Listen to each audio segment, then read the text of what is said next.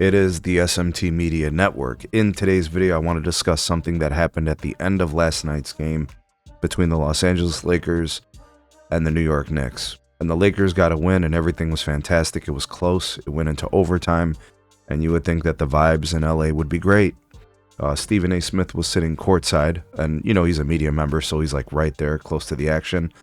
And post-game, I think LeBron worked his way over to Stephen A. Smith. And he saw him and he confronted him. Now, I'm not going to sit here and play the video because you can't really hear what they have to say, but it looks like ongoers, you can kind of see the disposition of LeBron. He does not look very happy, looks pretty disgruntled, walked away, seemingly not really having a conversation or, you know, any type of dialogue with Stephen A. Looked like he just wanted to make his point, and then he walked away. It wasn't really about any type of exchange, right? Now, the premise of the conversation, based on what's being reported by the ongoers and the people who were close to the little situation there, is that LeBron was telling Stephen A. Smith to not talk about his son, Bronny. And there's a couple things I want to say to this, and everybody handles situations differently. I mean, I have children, so I can kind of, I guess, relate to LeBron in this respect. Everybody is going to be a little bit protective of their children, but this is not a normal situation. LeBron's son, Bronny, LeBron James Jr., right, is in the NBA. He's a G League player that also plays NBA games from time to time. He gets some last kind of few minutes at the end of games or whatever they work him in. You know, a lot has been made about how he's in the league and how he's not deserving or he's not good, whatever. People want to evaluate Bronny's play in the league. I'm perfectly good with it. And you know what? That's kind of what Stephen A. Smith did. Stephen A. Smith was critical of the fact that Bronny has been pushed into the league and has been given these opportunities, and he's just not a good player. Right? He may be good in the G League. A lot of guys are good in the G League. But his performance in NBA games has been poor. He does not shoot well in his time in NBA games. He really hasn't really shown too much. And Stephen A. was critical of the way that LeBron and the whole Bronny situation, it's being force-fed, it's being shoved into the league. And he was pleading with LeBron. I don't know if you guys remember this. This was a couple of weeks ago, maybe, right? So this is something that's obviously been bothering LeBron. And I think LeBron needs to understand something, and this is where I think, like when I made the video saying that LeBron talks too much, and it's actually even more complicated than that. In terms of the psychology of LeBron James, he is really sensitive.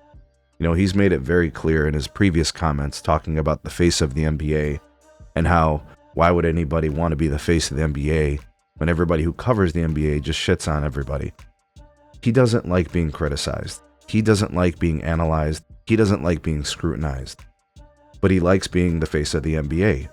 Trust me, you don't reach billionaire status without being the face of the NBA.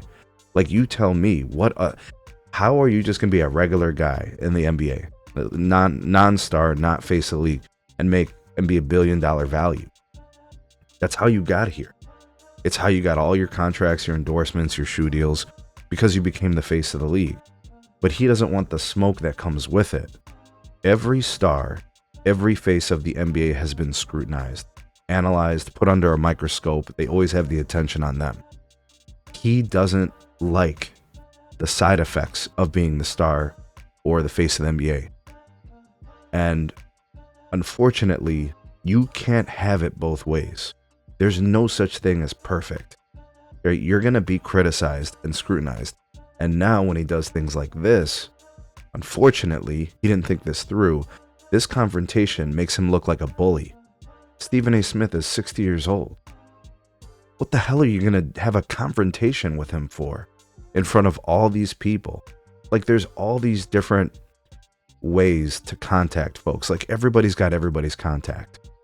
You know, there's all types of people, management and agents that can communicate. They could have had a conversation in the background and nothing would have ever come to this. Nobody would have ever spoke of it. Instead, LeBron's path was, let me have a physical, public, whatever confrontation with this guy. It just didn't need to happen. It's a bad choice. And this isn't the first time LeBron's done something like this where he's bossed up on someone smaller and weaker than him. LeBron has been passive-aggressive towards teammates in the past. He's alienated teammates in the past. He's gotten coaches fired. A lot of people refer to him as a manipulator, a control freak. He's probably all of those things. That's his methodology. He wants to win championships. He wants to have control of situations. All those things are true. But I think this was a big mistake. Him having this public spat with Stephen A. Smith, who is he's a media guy. What the hell what were you going to win out of this? What were you going to get out of this? And to be honest with you, your son is in the NBA. How and why are you going to try to protect him in this situation? Just a couple of months ago, they were asking questions about Bronny, and Bron said, go ask Bronny. Well, which one is it? Are you going to let Bronny stand up for himself and be a man? He's 20 plus years old, right? Or are you going to protect him like he's still a young teenager? Well, which one is it? You know what, guys? This brings it back to the forefront. LeBron deserves scrutinized. He does. He deserves to be scrutinized because his actions are not above reproach. He says and does things that get him the smoke. And he pretends like he wants the smoke, and he pretends like he's not afraid of fire. Remember I think it was the shirt that says, I am the pressure, and then he disappeared from social media. He's as soft-skinned as they come. And you know what? I'm more into watching hoops. I'm more into the, analyzing the game and how they play and outcomes on the court. But this has become a dark cloud over LeBron's entire career. These unusual moments with the media, these unusual and strange moments of seemingly defensiveness, soft-skinned, thin-skinned, and just trying to shit on people and just trying to control the narrative 24/7. So when people scrutinize him and criticize him about these types of things, I don't get mad. I understand. Now, when it comes to the game, you could say whatever you want, right? You analyze the game. He's been a great player. He's playing phenomenal. This is going to detract from that. This is going to distract from all those great things. Why the hell are you trying to boss up on a 60-year-old man who's in the media? His job is to cover topics that are happening within the league. And sometimes, since your son is a player, that means it involves your family. What did you expect was going to happen when you just thrusted your son into the league? Undeserving. What did you expect? You don't go into hell wearing gasoline underwear on and not expect to catch on fire. That is silly. That is stupid. It's unrealistic. And this is a bad look for LeBron. And you know what? I don't really care. Stephen A. wants to criticize. Stephen A. wants to question. Good for him. I'm glad that people stand up to any type of bully. And unfortunately, LeBron, throughout his career, and in this instance, he always appears to be the bully.